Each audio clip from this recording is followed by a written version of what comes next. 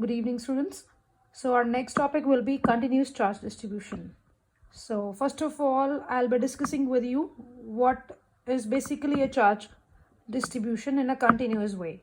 So as written here, you can see, a system of closely spaced electric charges form a continuous charge distribution. Now, what does it mean? Suppose I'm having a rod and I'm saying this is point A and this is point B.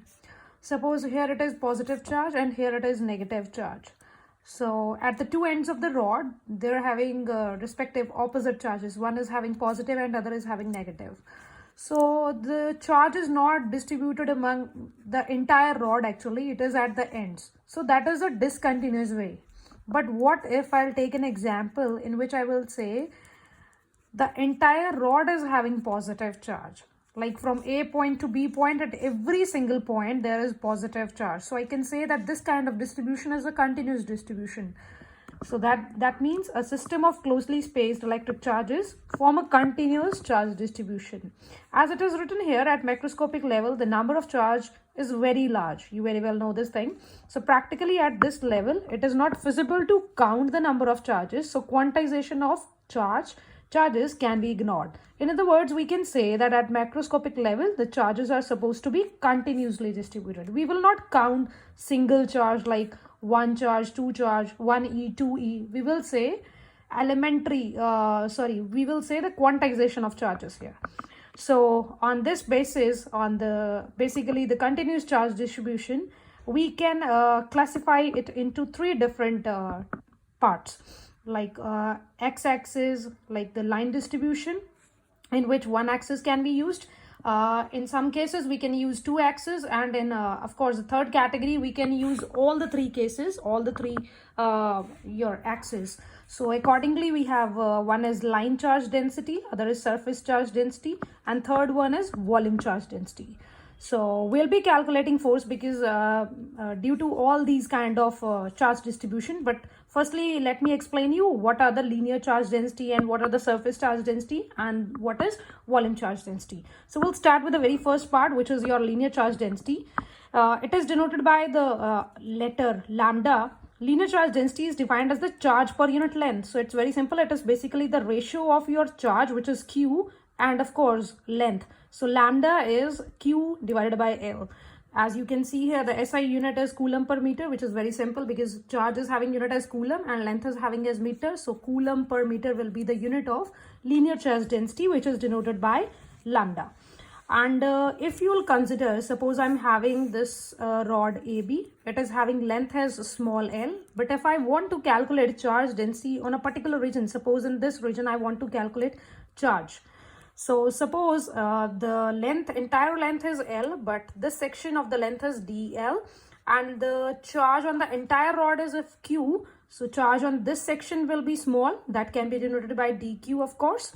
And so if I want to write the linear charge density here, I will write lambda is equals to dQ by dL. So on cross multiplication, I'll get dQ as lambda dl, which is given in your book here. All right, hopefully you understood this point. This is your linear charge density. Now if I talk about two axes, okay, so I'll be taking the case of your surface charge density here.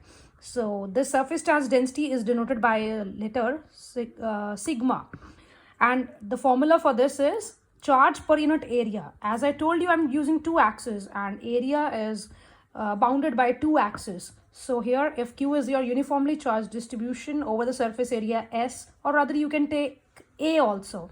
So sigma will be equals to Q divided by S, and accordingly the unit will be charges having unit as coulomb, and of course area is having unit as meter square. So it will be coulomb per meter square.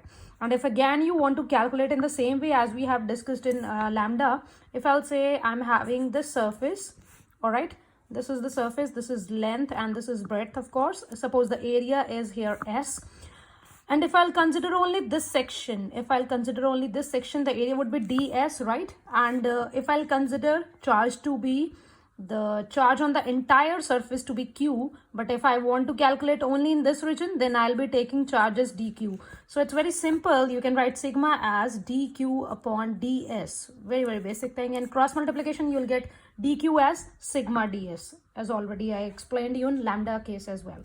So now comes your volume charge density, which is denoted by rho, and the formula for the same is charge per unit volume, because we are using all the three axes. So if you are using x, y, z, or either you can say you are moving in space. Space means using three axes. So you will be using here volume charge density. So if I'll consider a cube having volume V, but if I'll consider only a small section of this, then I will take as volume dV. So accordingly dq will be equals to rho dV.